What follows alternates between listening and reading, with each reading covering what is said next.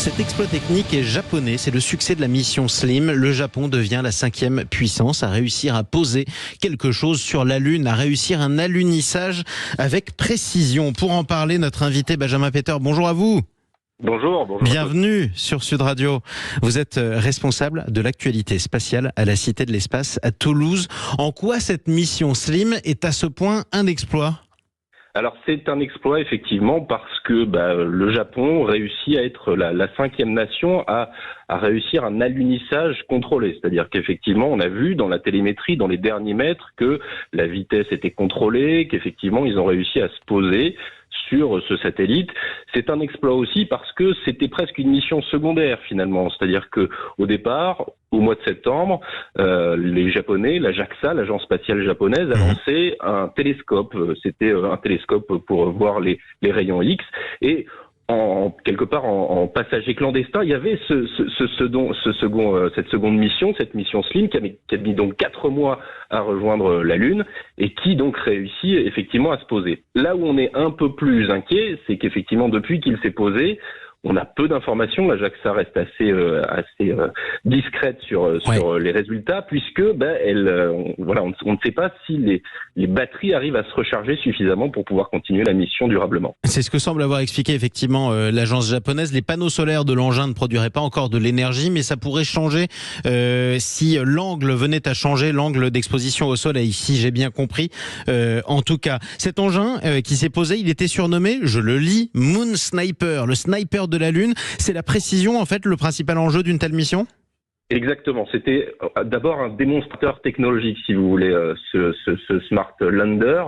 Smart, c'est ça, hein, c'est parce qu'il arrive en fait à repérer le terrain autour de lui en orbite. C'est-à-dire qu'il a réussi, alors qu'il était encore à quelques mètres de se poser, à scanner un peu le terrain autour de lui, à regarder le régolithe lunaire, donc cette poussière lunaire, à voir s'il n'y avait pas des roches à des endroits, et donc à repérer l'endroit le plus propice pour se poser.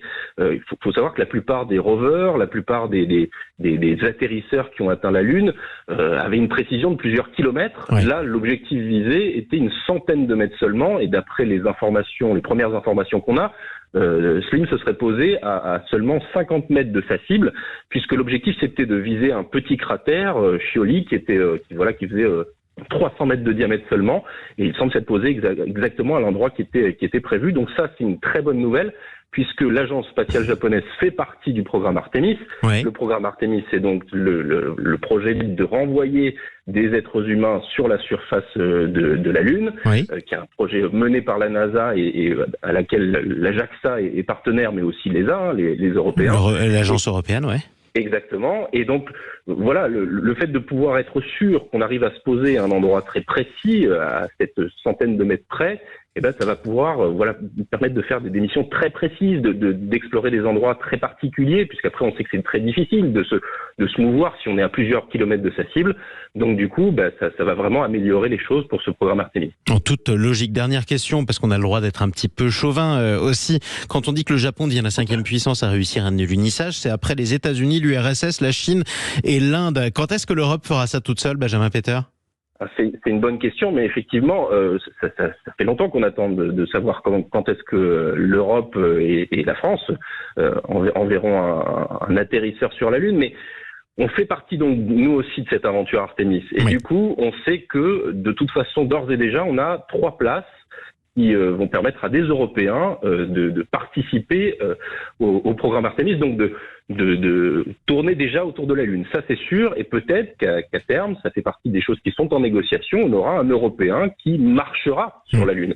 Et ce serait un grand pas pour l'Europe aussi, effectivement. Exactement. Et pour l'agence européenne en tout cas. Merci de nous avoir fait un peu rêver ce matin, Benjamin Peter. Merci à vous. Responsable de l'actualité spatiale à la Cité de l'Espace à Toulouse. Vous écoutez